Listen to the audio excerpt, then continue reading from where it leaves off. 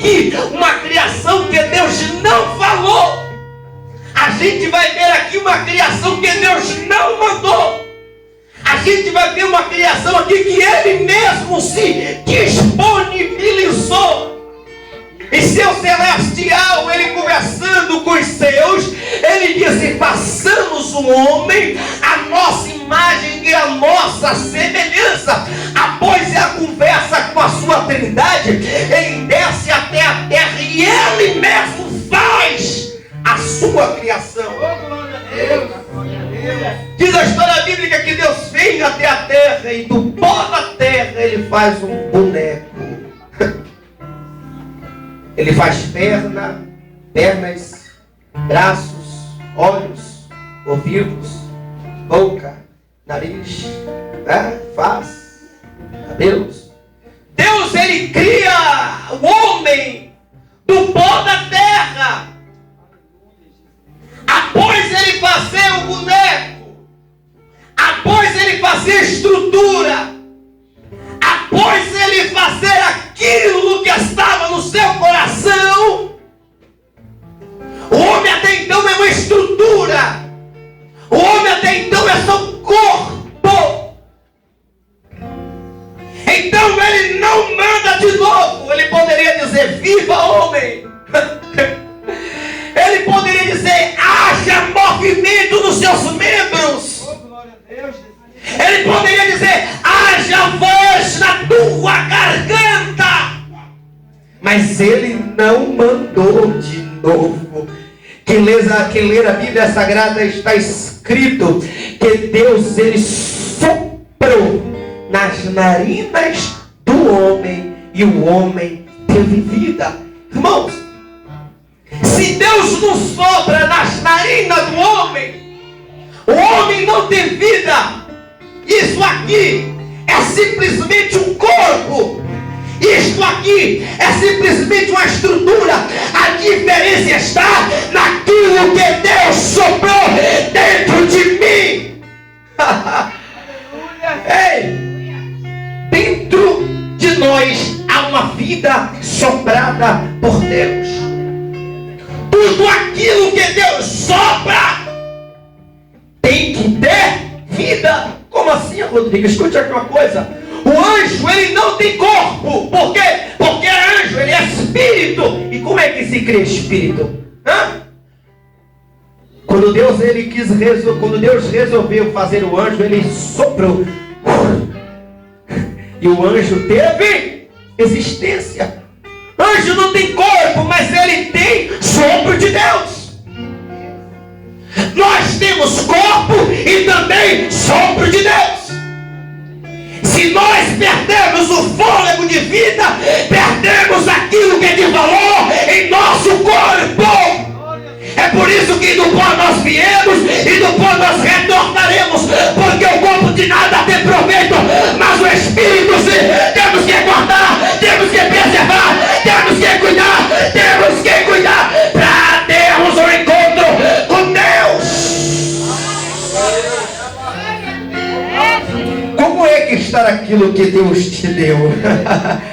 Como é que está aquilo que está dentro de você? Como você tem guardado? Como você tem cuidado? O próprio salmista Davi, ele disse: eu guardei a palavra de Deus no meu coração. Para quê, salmista? Para não pecar contra Deus, porque a palavra é como vitamina aos meus ossos. Se eu perder ela, eu perco a presença de Deus. Ei, querido, eu venho aqui nessa noite dizer uma coisa para você: aconteça o que acontecer, mas não perca a presença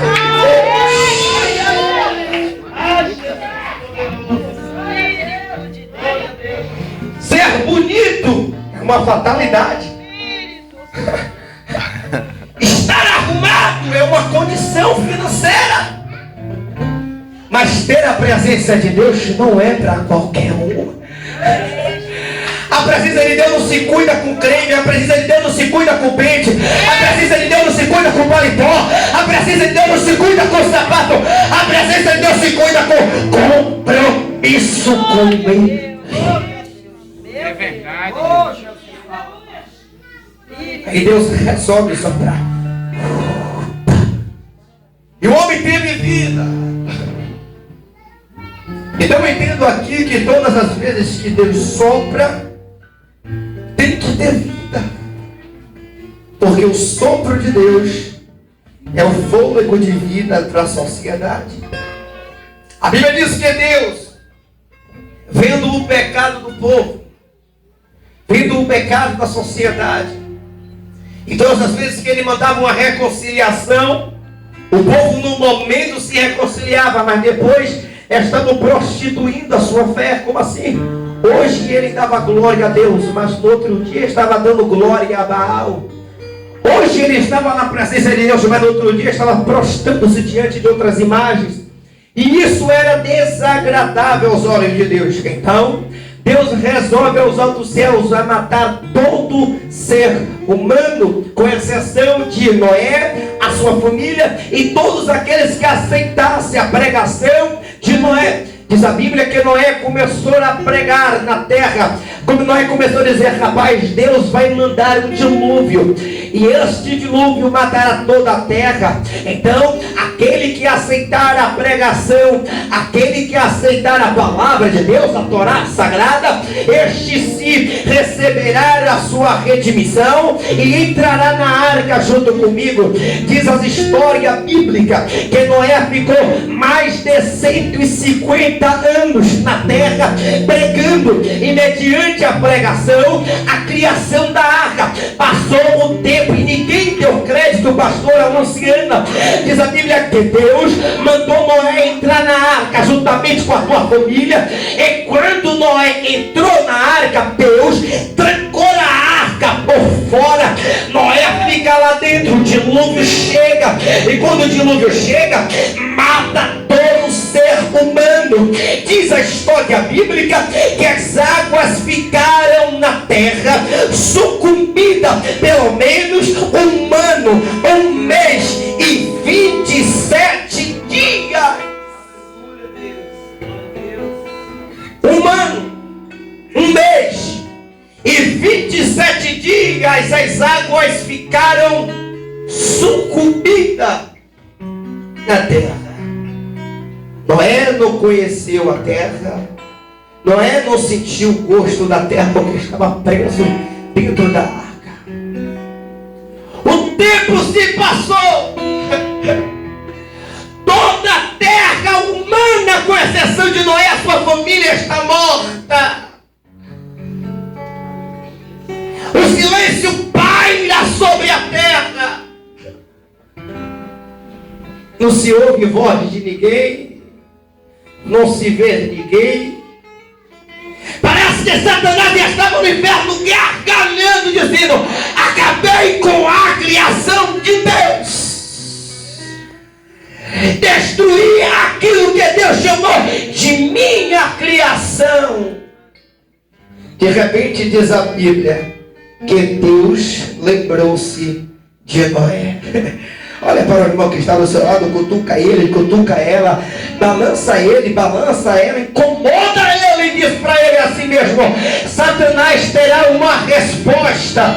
Diga para ele: Satanás terá uma resposta. Sabe por quê? Porque Deus lembrará de ti neste deserto. Diga para ela: Deus lembrará de ti nesta tempestade. Diga para ele: nesta tempestade você não está só. Dentro desta arca você não está sozinha. Deus está com você.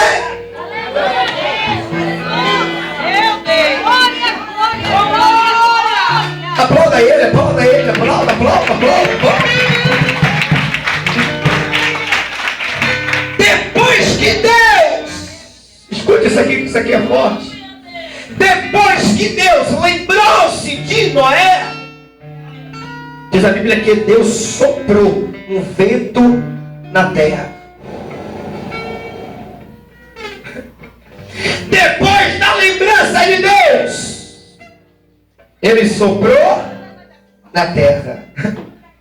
Quando Deus sopra na terra, parece que o momento, o tempo, o mar, o dilúvio entende que é o momento de cai fora.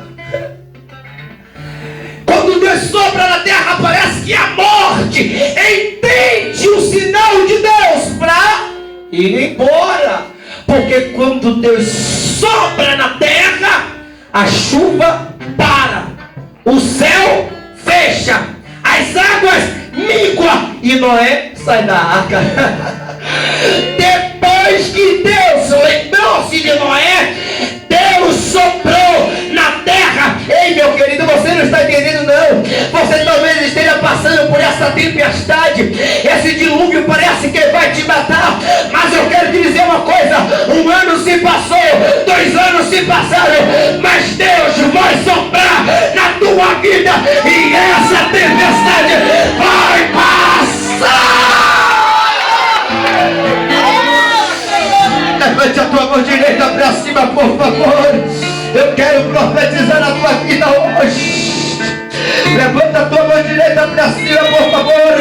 Eu profetizo em nome de Jesus Cristo que Deus está soprando na tua casa agora. Eu profetizo em nome de Jesus Cristo que Deus está soprando no teu casamento. Aquela bomba gira vai bater a retirada. Aquele mulambo, aquela fadilha, aquele eixo da morte vai correr, vai correr, vai correr, vai correr, porque Deus está contigo e vai soprar na tua casa. Você acredita? Fecha a tua mão e dá glória pra Deus. Cutuca o irmão que está do seu lado, cutuca o irmão que está do outro e diga: a vitória é sua, minha santa. Vai, diz pra ele, anima ela, anima ele. Dá uma palavra de fé e acredita nele, vai. A vitória é sua. Aplauda ele mais uma vez, meu irmão.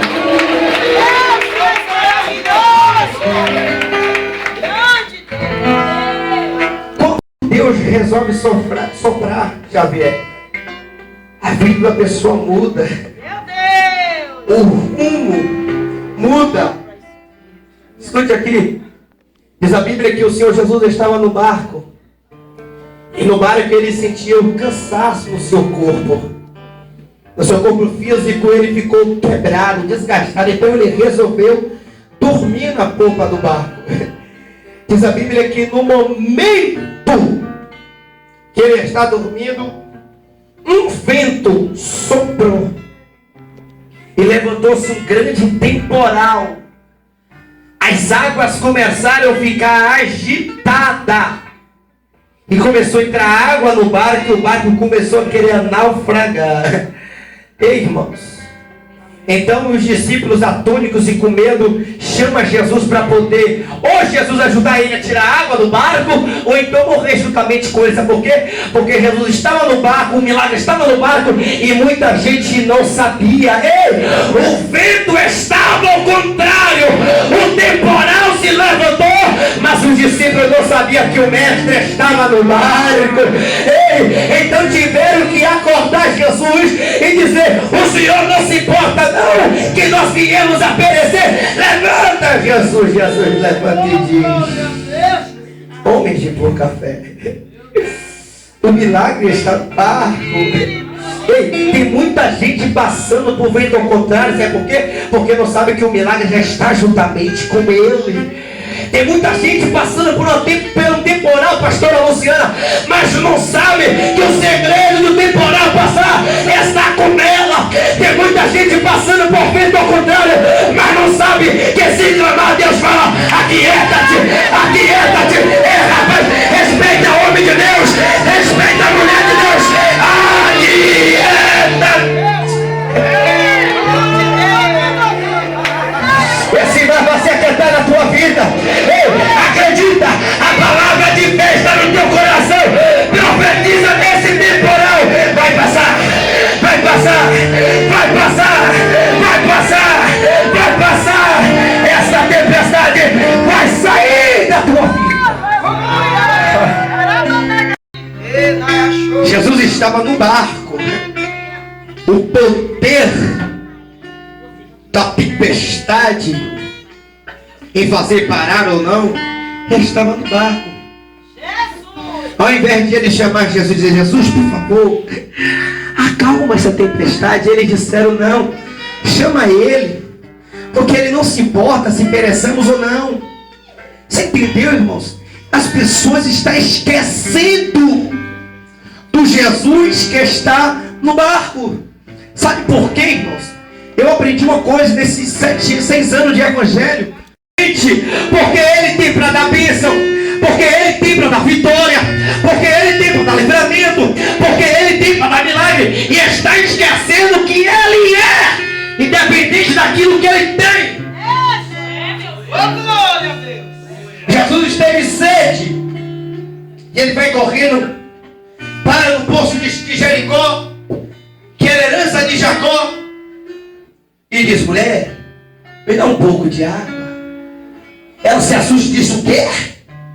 Como é que pode tu, judeu, me pedir água que sou mulher samaritana? Aí Jesus disse: meu Deus, se ela soubesse quem eu sou, ela que me pedia água para beber, e a água que eu desse a ela, nunca mais ela teria sede na vida dela. Aí Jesus diz: mulher, tu tem que adorar ao mestre. Aí ela diz: onde é que eu tenho que adorar? Porque os meus pais me ensinaram que eu tenho que adorar no monte. Só que o judeu diz que tem que adorar em Jerusalém. Aí Jesus diz para ela: mulher, não importa onde você tem que adorar. Ei, tem gente que só adora no 7h30 da noite porque começa o culto. Tem gente que só adora quando tem igreja, de terça, de sexta. Ah, é culto de libertação. Eu vou adorar. Hoje eu vou. Ei, minha filha, Jesus está dizendo: não importa onde você tem que adorar. O que é que interessa, irmão pregador? O que interessa é que você tem que ser um adorador de verdade.